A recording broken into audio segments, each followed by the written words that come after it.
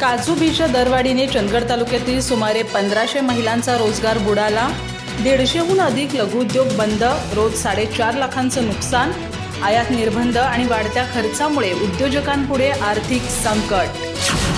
चंदगड तालुक्यातील काजू प्रक्रिया उद्योग सध्या मोठ्या संकटात सापडलेत। आफ्रिकन देशांमधून आयात होणाऱ्या काजू बीच्या दरात प्रति किलो 60 ते 70 रुपयांची वाढ झाल्यानं अनेक लघुउद्योजक अडचणीत आलेत। सुमारे 150हून अधिक उद्योजकांनी गेल्या महिन्यापासून प्रक्रिया बंद ठेवल्यानं सुमारे 1,500 महिला कामगारांचा रोजगार बुडालाय। तालुक्यातील 320 पैकी सुमारे 150 ते 200 लघुउद्योग आहेत। एका कारखान्यात दररोज सरासरी 1 ते 1.5 टन काजू बीवर प्रक्रिया केली जाते, ज्यासाठी 10 ते 15 महिला मजूर काम करतात।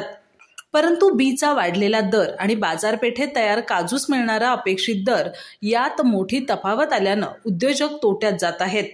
परिणामी दररोज सुमारे 150 टन बीवरील प्रक्रिया ठप्प झाली असून स्थानिक काजू उद्योगाला आणि कामगारांना रोज सुमारे 4.5 लाख रुपयांचं आर्थिक नुकसान सहन करावं लागतंय।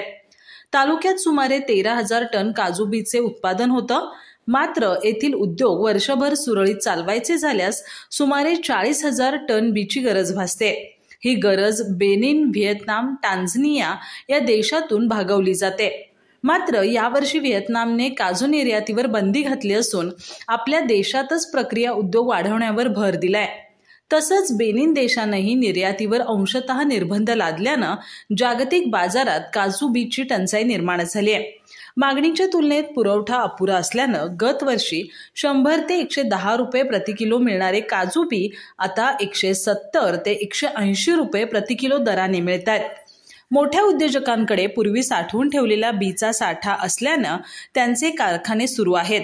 मात्र गरजेपुरता माल खरेदी करणारे लघुउद्योजक वाढत्या खर्चामुळे अडचणीत आलेत। प्रक्रिया आणि विक्रीच्या दरात मोठी तफावत असल्यानं अनेक लघुउद्योजकांनी आपले कारखाने बंद ठेवलेत। दरम्यान कारखाना बंद असतानाही वीज बिल आणि इतर व्यवस्थापन खर्चाचा भार सहन करावा लागतोय। परिणामी तालुक्यातील 1500 महिला कामगार बेरोजगार झालेत। काजू उद्योग आणि त्यावर अवलंबून असलेल्या कामगारांचा विचार करता शासनाने या उद्योगाला आर्थिक मदत तसंच आयात निर्बंधावर त्वरित तोडगा काढण्यासाठी ठोस पावलं उचलावीत अशी मागणी उद्योजक आणि स्थानिक कामगार वर्गाकडून होतीये।